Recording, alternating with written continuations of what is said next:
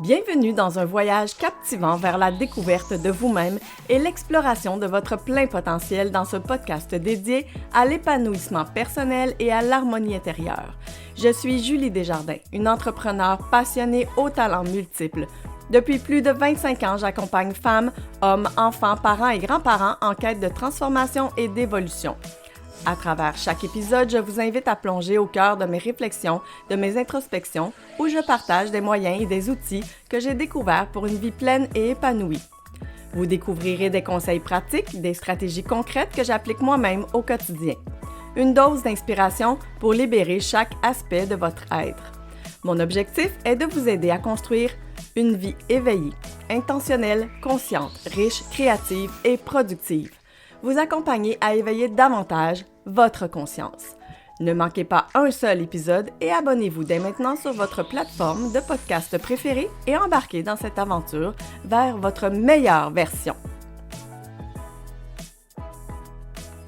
Bonjour à tous. Aujourd'hui, encore une fois, je me permets le plaisir et le bonheur d'enregistrer cet épisode à l'extérieur.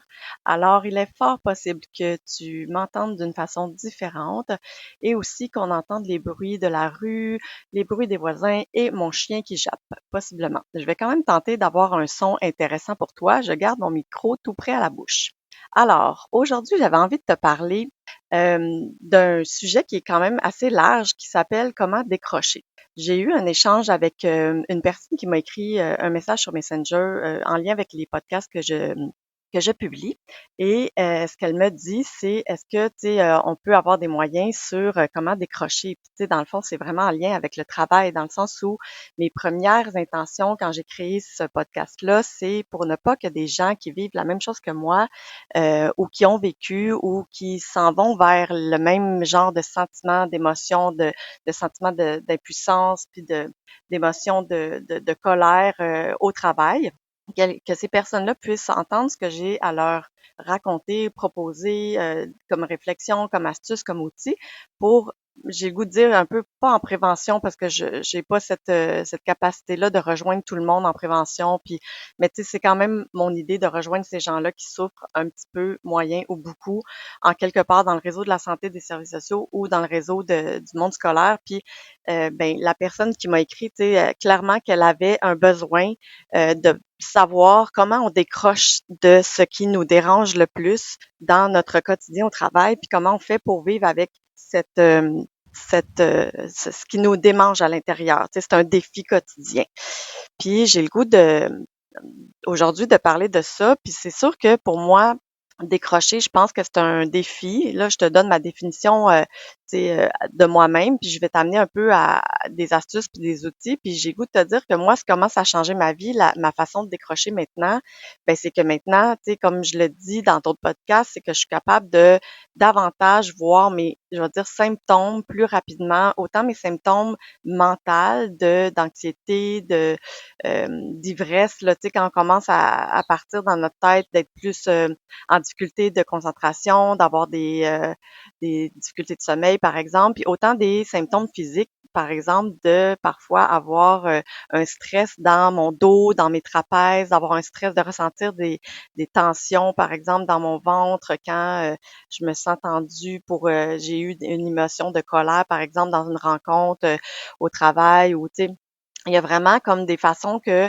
j'ai développé d'avoir un mécanisme beaucoup plus, un radar, je vais vous dire, beaucoup plus rapide sur tous ces éléments-là, d'être plus à l'écoute de moi-même, qui fait en sorte que maintenant, quand ça arrive, je l'identifie plus vite, puis je passe plus vite par-dessus pour me sentir mieux, en fait, puis pour pas le garder dans mon esprit, pour pas le garder dans mon corps, puis pour être plus confortable, puis pas développer des symptômes là qui vont être plus cristallisés.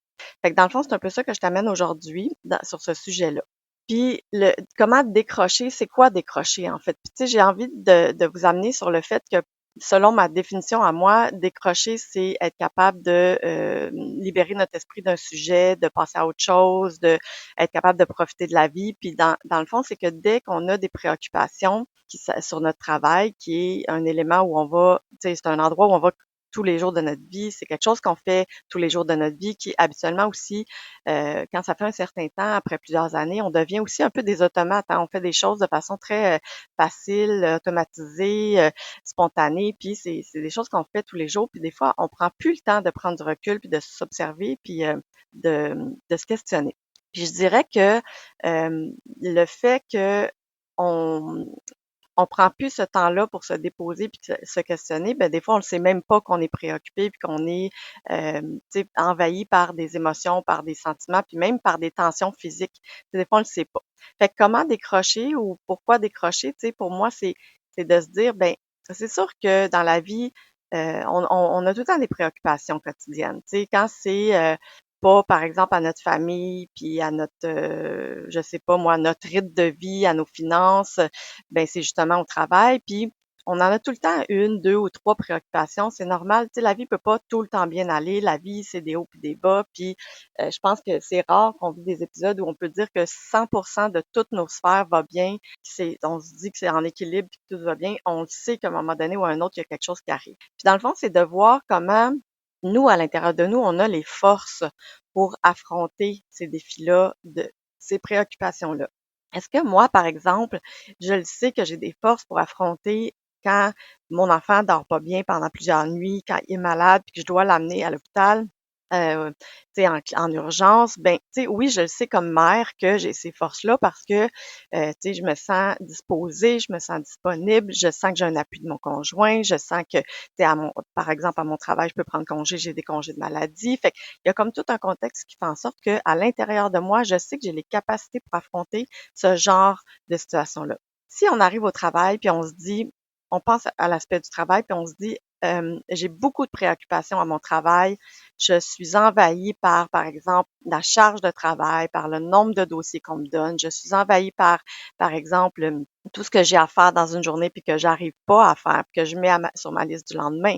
Est-ce que je suis pas en retard, par exemple, dans des notes, dans des statistiques? Si je pense quand j'étais, par exemple, dans un milieu scolaire, c'était est-ce que, j'ai l'impression d'avoir une classe qui est tellement lourde en comportement, tu sais, complexe, puis en enfant avec des défis, que à tous les jours, j'ai de la difficulté à enseigner, j'ai de la difficulté à être disponible parce que j'ai des enfants qui me demandent beaucoup.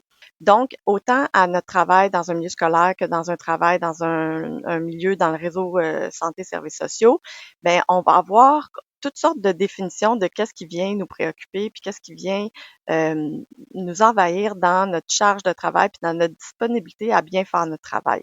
Puis pour moi, j'ai goût de te rapporter à qu'est-ce que tu as à l'intérieur de toi comme ressources? Qu'est-ce que tu as à l'intérieur de toi comme outils, comme force, comme potentiel, comme capacité, puis même comme compétences et connaissances qui va aller supporter quand ces événements-là ou quand ces journées-là ou ces sphères-là qui te dérangent et qui t'envahissent assez pour que ça t'amène, mettons, des symptômes, tu sais, de tension, puis que finalement, tu vas juste à penser à ça le soir.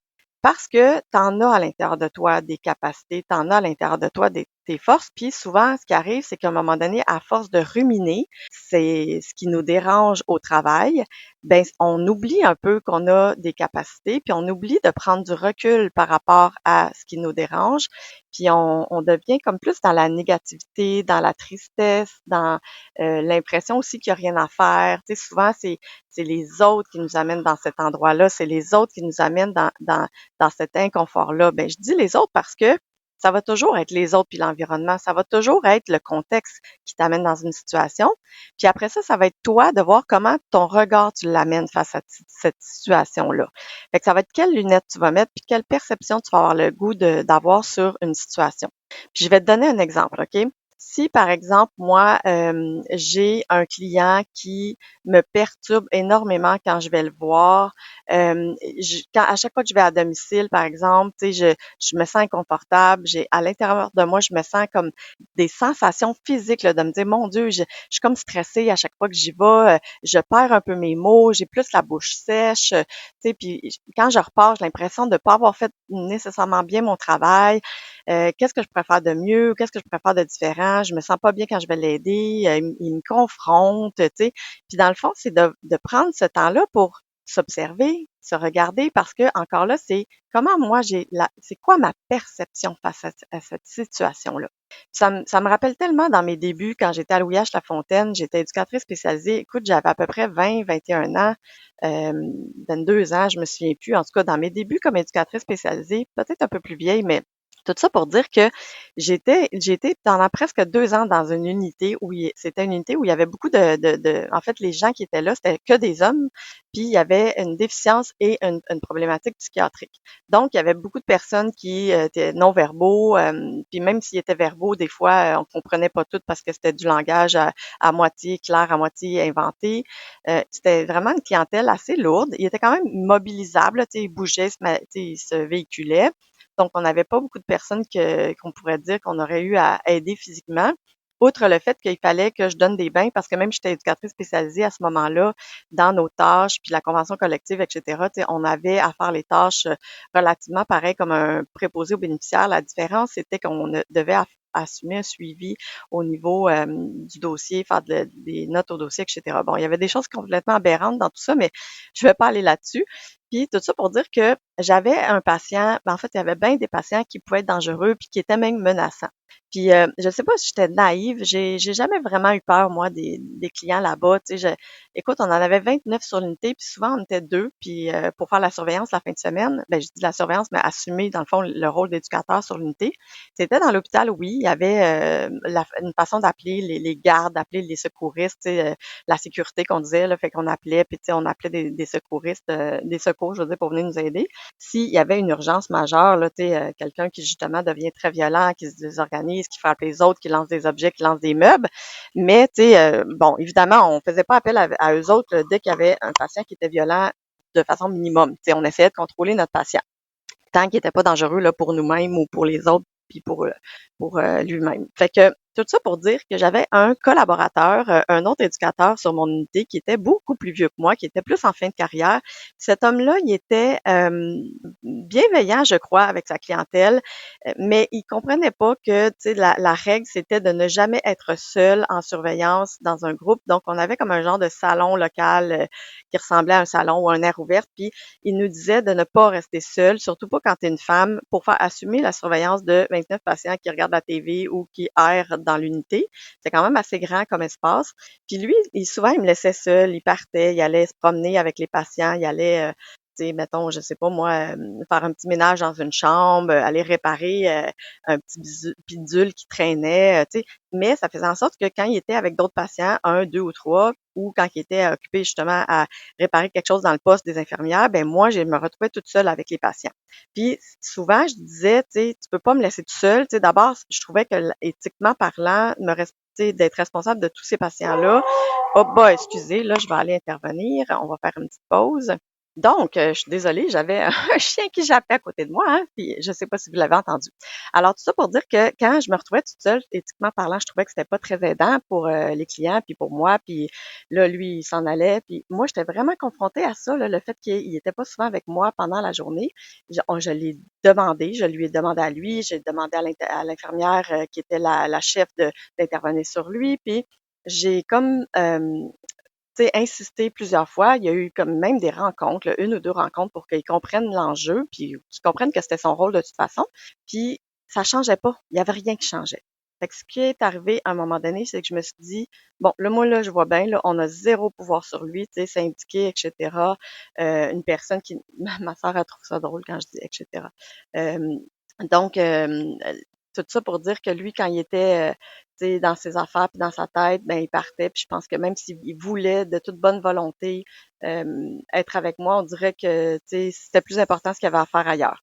Je me suis demandé vraiment comment je pouvais modifier cette situation-là. Puis ça m'a pris un certain temps à y réfléchir, mais à un moment donné, je me suis dit, ben, j'ai peut-être pas le choix de faire une tentative vers un comportement qui était peut-être pas celui que je préférais parce que c'était pas dans mes valeurs.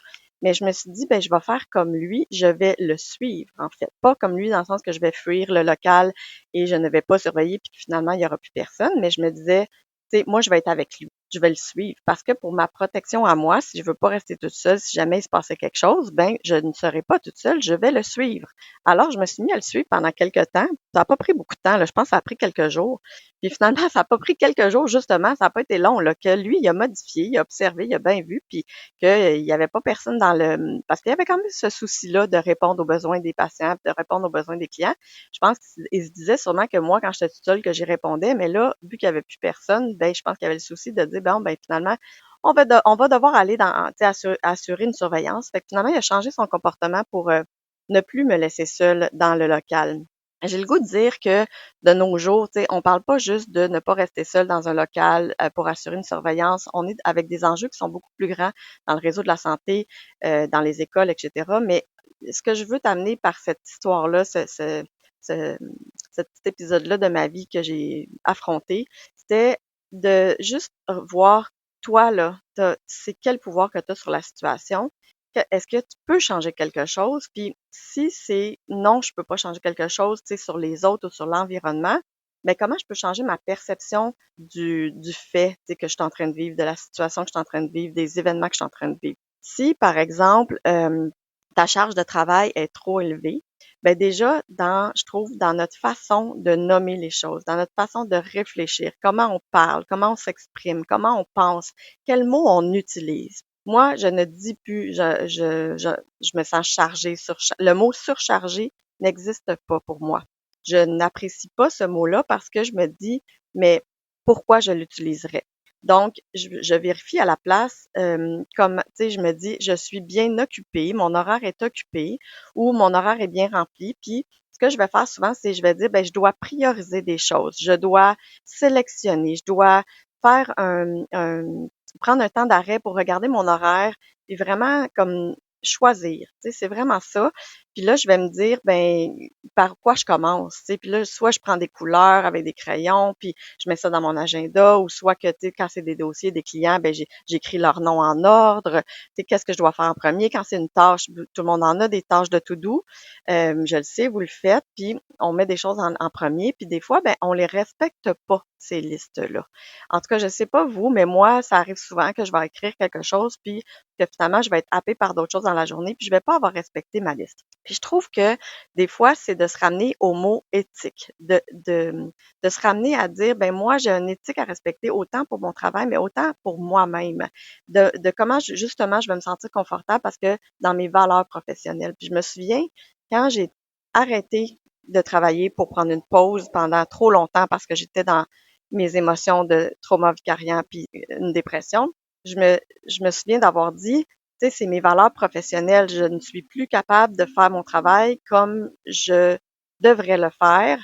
Et pour moi, rendu là, ben, mes valeurs professionnelles sont pas respectées.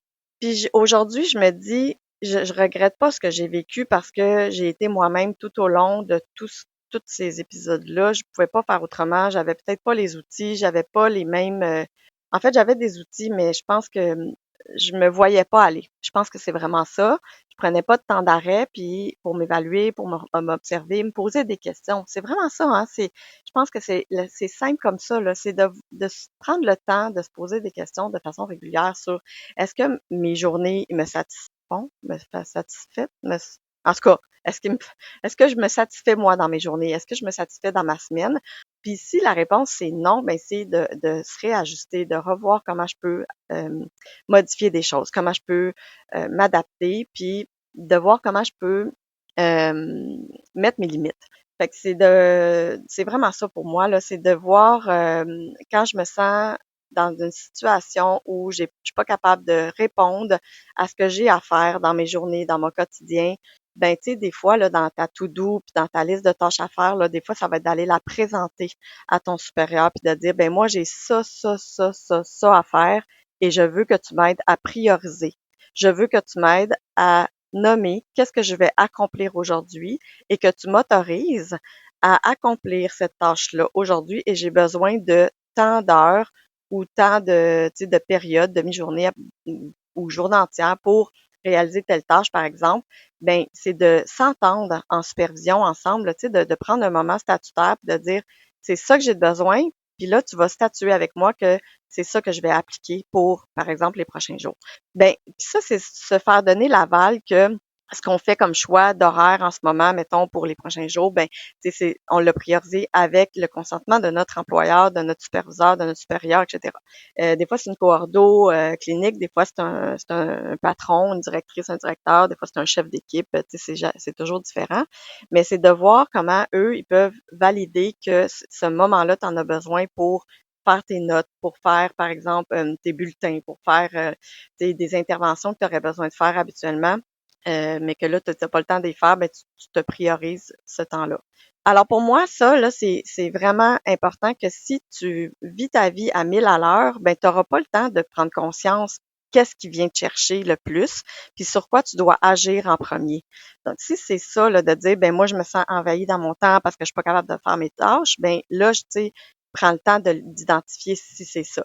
Si c'est, par exemple, ben, je suis pas confortable avec un client, comme je disais tantôt, il y a des clients pour lesquels on va soit à domicile ou on rencontre en CLSC ou on a des parents, par exemple, qui viennent nous voir quand c'est l'école ou des parents qui nous écrivent. Ben, c'est de voir qu'est-ce qui fait que je me sens pas confortable avec cette personne-là. Prendre le temps de vérifier. Est-ce que ça me confronte dans mes valeurs personnelles parce que cette personne-là, la valeur qu'elle véhicule, c'est clairement pas la mienne parce que, par exemple, c'est un abuseur de femme ou il y a une violence envers sa femme, qu'elle soit psychologique ou quoi que ce soit. Est-ce que ça vient me chercher parce que, par exemple, ça me rappelle qu'est-ce que moi j'ai déjà vécu comme mère. Mettons, j'ai une mère devant moi, puis elle me raconte quelque chose, ça vient me chercher de qu'est-ce que j'ai vécu moi avec ma mère.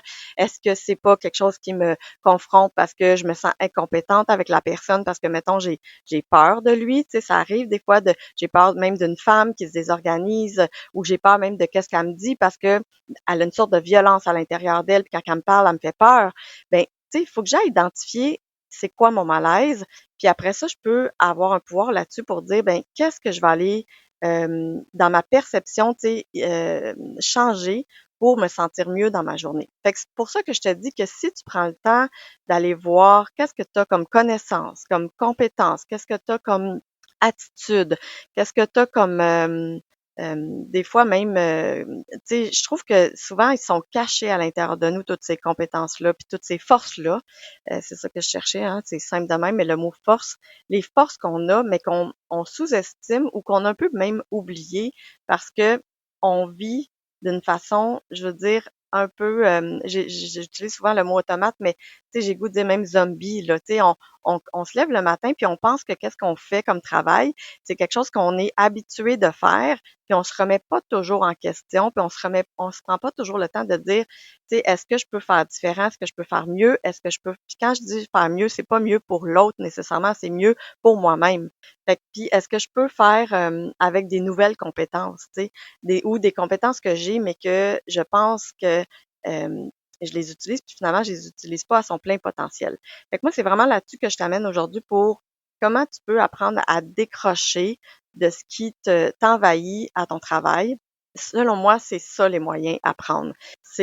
J'ai, comme dans mon dernier épisode, se déposer, pourquoi se déposer, puis comment se déposer. Ben pour moi, ça en fait partie du processus que je t'amène aujourd'hui de dire comment décrocher de ce qui t'envahit dans ta tête. Parce que c'est la même chose pour le soir, la fin de semaine. Si tu arrives chez toi et tu es en train de tout le temps penser à ton travail parce que tu n'as pas réussi à faire ce que tu voulais faire ou il y a vraiment des choses qui te dérangent que ton employeur te demande de faire puis que tu te dis ça me confronte, ben c'est ça, je comprends que c'est le soir puis la fin de semaine qu'on y pense, mais en même temps, c'est pendant la journée de travail que tu dois réévaluer ton travail pour dire ben qu'est-ce que je vais faire avec cet aspect-là qui me dérange, qui vient me chercher, qui m'épuise, qui me confronte puis que je me sens soit incompétente, je me sens soit justement envahie, je me sens triste parce que ou en colère parce que finalement, je suis pas capable de faire ce que je voudrais faire comme travail dans la qualité que j'aimerais la faire. Des fois dans les classes par exemple, ça va être d'avoir des enfants qui sont très demandants au niveau émotif, au niveau je suis pas capable de m'organiser, d'enseigner parce que j'ai des enfants qui vont être différents puis qui vont me demander par exemple une énergie différente. Ben là encore là, faut de voir il est où mon pouvoir, est où ma capacité à enseigner, comment je peux enseigner d'une façon différente pour avoir une classe qui va être disponible et disposée pour moi. Ça, je pourrais en faire un sujet complet un autre moment donné, mais pour moi, c'est en premier lieu, c'est la relation de confiance, la relation d'attachement entre guillemets avec les élèves, avec les enfants, pour être capable de bien intervenir. Il faut qu'il ait confiance en nous, puis il faut qu'il soit comme attaché envers nous pour avoir envie de nous écouter, avoir envie d'entrer dans une sorte de beat où ça va être un environnement sain où ils vont être capables d'évoluer. Bon, ça, c'est un autre sujet que je pourrais éventuellement euh, discuter, la relation de confiance puis la relation d'attachement. Puis ça se fait aussi avec un patron, hein. En fait, c'est vraiment ça pour moi, c'est d'aller dire à son patron les vraies affaires, c'est de dire comment tu te sens dans ton travail, puis que tu veux évoluer, que tu veux modifier des choses, que tu veux changer, puis surtout tu veux bien faire ton travail, puis que tu as besoin d'aide pour le faire d'une façon différente. Puis des fois, c'est avec tes collègues aussi d'aller chercher un appui de comment eux ils font, comment ils décrochent, comment ils font pour vivre bien ou mieux avec des situations qui sont confrontantes pour toi. Peut-être que pour eux, ça l'est moins ou qui ont trouvé des astuces. Mais moi, j'essaye d'être toujours transparente avec mes patrons pour, en tout cas, aujourd'hui, je vais te dire, pour nommer mes inconforts vraiment davantage. Puis même quand c'est quelque chose qui concerne mon patron directement, je vais nommer un peu comme dans un couple, de dire, ben moi, je me sens de telle façon quand, par exemple, je vais être invitée à agir comme ça dans mon travail. Je me sens, je sais pas moi, tu sais, je ressens de la colère parce que je suis pas capable de faire mon travail quand on me demande de faire ça. Fait que, tu sais, pour moi, il y a vraiment des façons de nommer les choses. Il y en aura toujours des façons de nommer toutes les choses. C'est vraiment de prendre le temps de le nommer de façon pas accusatrice. Vous le savez déjà. Si vous êtes des intervenants, vous savez comment communiquer de façon non violente. Donc, d'amener les sujets tels quels à nos patrons, je pense que c'est essentiel au début pour commencer à modifier des choses. J'espère que cet épisode sur en fait comment décrocher t'a aidé. J'ai pas été dans des détails fin sur du concret, mais surtout sur des attitudes à prendre, sur des réflexions à avoir, puis sur des moments où je te souhaite de t'arrêter, de te déposer pour aller réfléchir à tout ça. Puis j'ai goût de te dire, prends le temps, toi, d'aller écrire des questions, des situations que tu vis sur ma page Facebook qui s'appelle Julie Desjardins. Tu vas me trouver, là, j'ai 2 pages Facebook, mais j'ai une page professionnelle, puis va m'écrire des messages, écris-moi en privé, sinon sur ma page personnelle, sur Instagram aussi. Instagram, c'est Julie Desjardins Art Humanisme, ART Humanisme. J'ai vraiment envie d'aller lire ce qui te préoccupe, ce qui te dérange, comment tu n'es pas capable d'intervenir sur des situations qui viennent te chercher, puis que tu te sens professionnellement confronté. Parce que pour moi, ça va être un beau défi de réfléchir à tout ça, puis de pouvoir t'amener peut-être sur un autre podcast, sur un autre épisode sur ce sujet-là que tu m'apporteras. Alors, je te remercie de m'avoir écouté, puis j'espère vraiment et je souhaite de tout cœur pouvoir t'aider puis aider plusieurs personnes qui sont dans des situations à aider les autres, puis que eux-mêmes se sentent des fois plus tellement aidants. Voilà, je te souhaite une belle fin de journée. À bientôt!